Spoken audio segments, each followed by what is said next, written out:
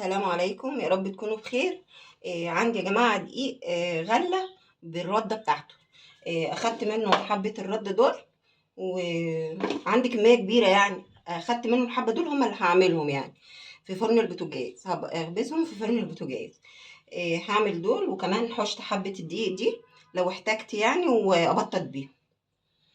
هعمله بسيط جدا زي اللي أمهاتنا كانوا بيعملوها الأول. ده دقيق غلة بالردة بتاعته. هحط عليها معلقة خميرة، معلقة صغيرة كده خميرة، لأن دولت يا دوبك كيلو، يعني كيلو دقيق.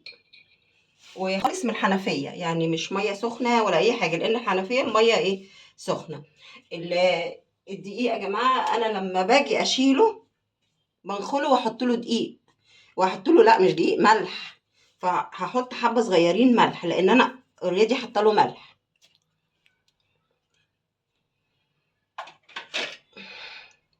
كده هو خلاص كده. وأنا إيه بقى أحط له المية بتاعته زي ما اتفقنا من الحنفية. حط حبة بحبة كده على قد.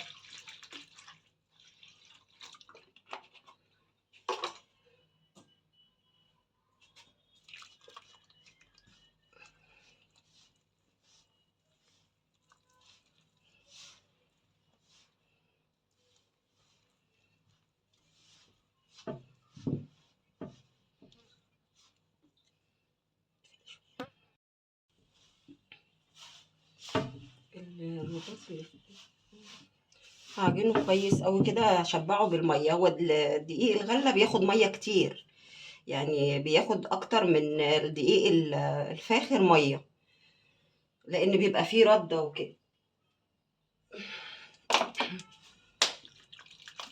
ازود له حبه حبه كده ميه لحد ما تتلم الدقيق العجينه، وابدا بقى اعجنها جامد.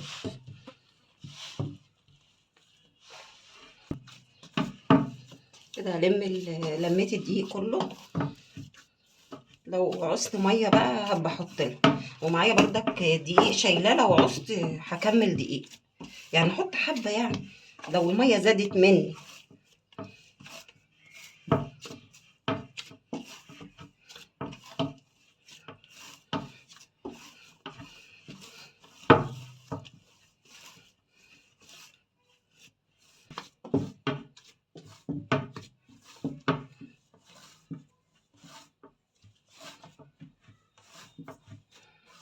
اهم حاجه علشان انت طبعا هتعمليها في فرن البوتاجاز كمان بالذات، لازم تلتيها كويس حوالي 10 دقايق يعني كده.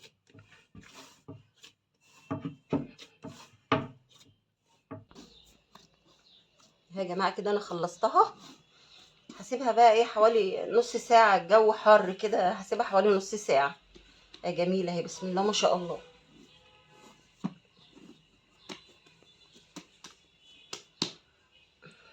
دقيقه كده، بسم الله الرحمن الرحيم. بسم الله، بسم الله. وهغطي عليها جامد كده بالغطا وخلاص، يعني هي نص ساعه تكون.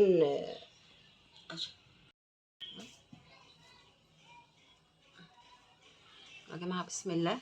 اهي العجينه بسم الله ما شاء الله عليها، جميله هي. أما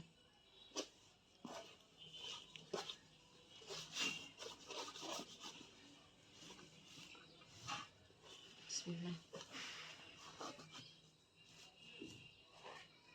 انا اقطعها على الرد.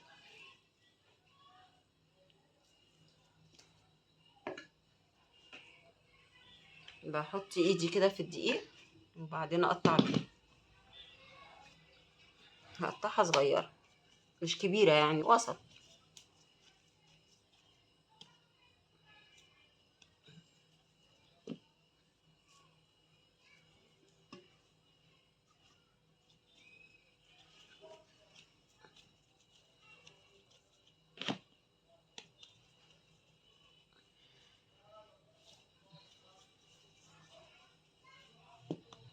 هكملها وارجع لحضرتك.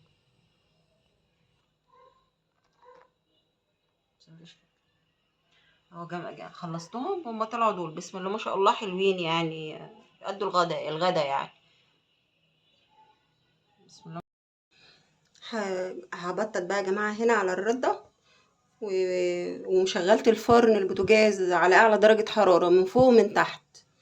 نبدأ بقى بسم الله الرحمن الرحيم. اول واحدة هي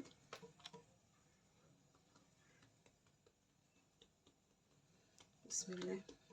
الاول لازم نبططها كده من هنا، يعني ايه، نفردها شوية قبل ما نشتغل عليها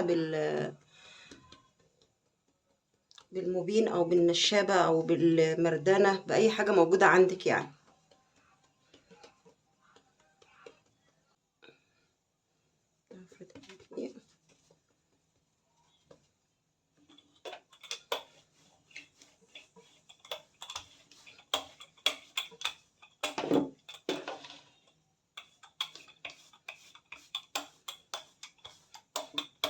من جوه لبره يا جماعه، بنبططها من جوه لبره، تتفرد معانا يعني بسرعه، مش بتاخد وقت.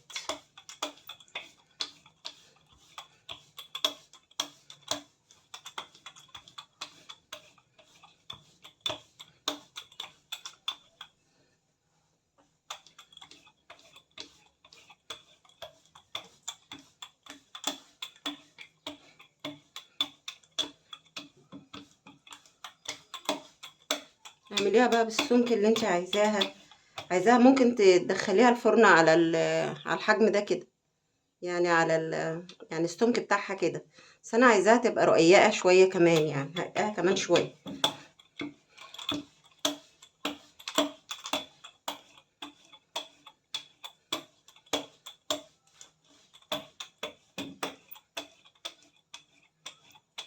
بسم الله، اللهم صل وسلم على سيدنا محمد.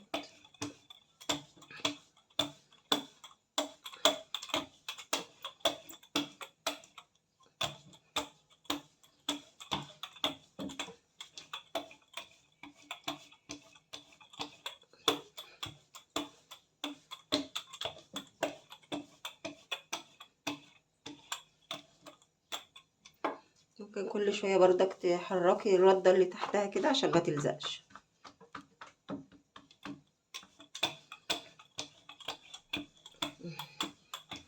اهم حاجه الحرف، عشان ما ترقيش النص وتسيب الحرف، اهم حاجه الحرف.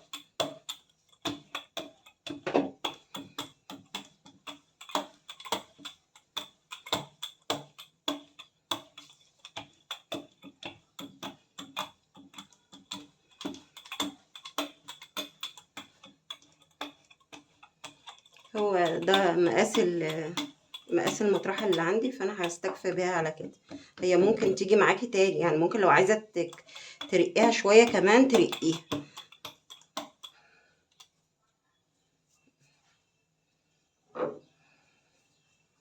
اهم حاجه المطرحه اما تيجي تحطي عليها تيجي محرشاها كده، عشان تبقى سريعه ان هي تحط لك الرغيف بسرعه في الفرن.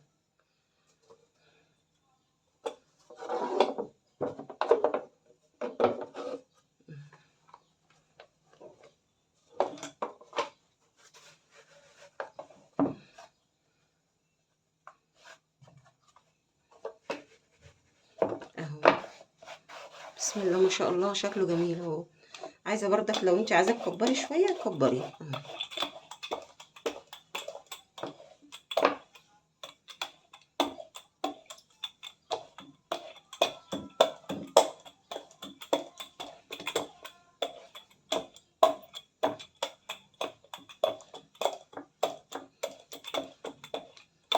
هندخله الفرن بس على كده، هدخله قدام حضراتكم دلوقتي. ابطط مع حضراتكم كمان واحده قبل الفرن ما يحمى شويه كمان.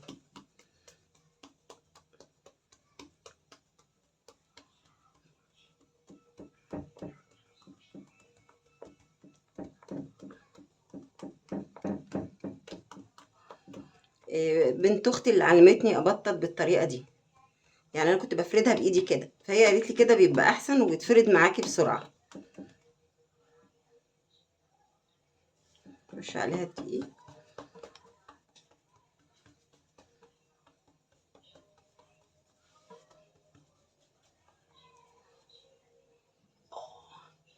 لو انتي ما عندكيش دي ممكن بازازه باي حاجه. شوف دي بتاعه المقوره، هعمل بيها.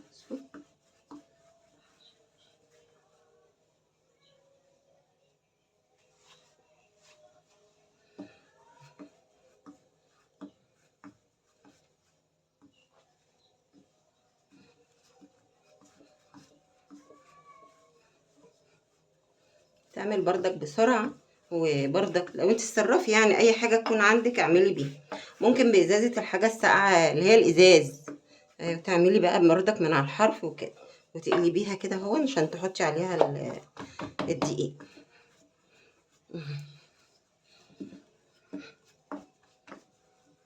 وبردك تمشي من على الحرف، ما تروحيش جوه هنا كتير يعني.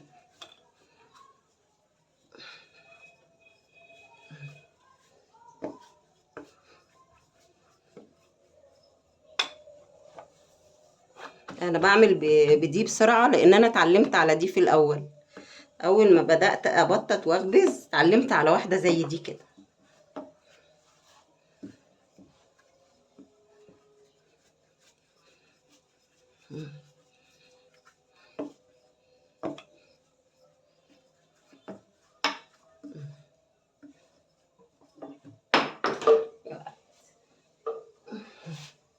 تاخدش منك وقت، عيش جميل كده والبلدي بتاعنا الحلو ده يعني بنشتاق له من وقت للتاني. انا قلت ايه اعمله مع حضراتكم. انا عاملاه قبل كده موجود على القناة، بس بدقيق ابيض. ده دي غلة غامق يعني فيه ردة، النخالة بتاعته موجودة فيه، عشان كده تلاقيه غامق شوية.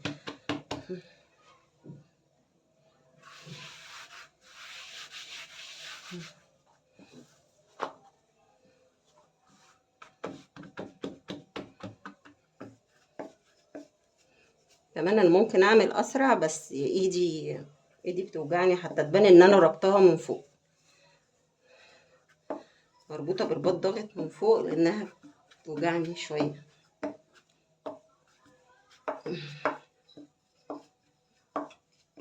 اهو يا جماعه بصوا بسم الله ما شاء الله. كمان ده انا مش هعمله على المطرحه، علشان لو ما عندكيش مطرحه هعمله على ورقه كرتون.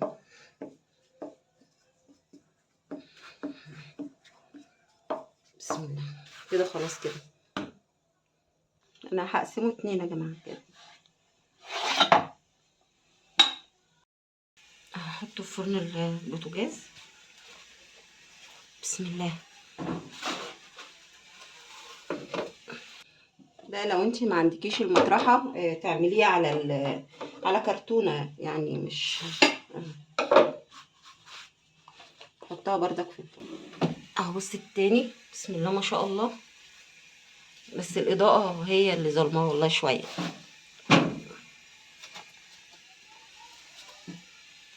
ما شاء الله. بص تحت اهو.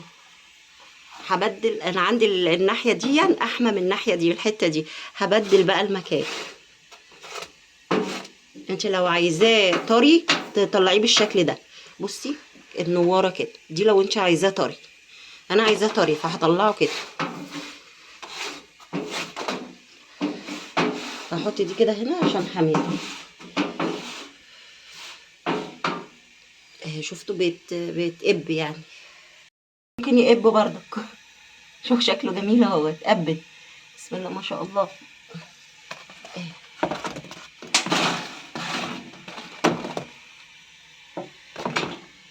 دي قبت اهي. لو انت عايزه تنشفي يعني منه فعادي يعني، ممكن تقبي وتنشفيه. ودول يا جماعه بسم الله ما شاء الله عملوا الكميه دي كلها. كميه حلوه يعني، من كيلو وربع دي عملوا الكميه دي. اتمنى تكون وصفه عجبتكم، والسلام عليكم.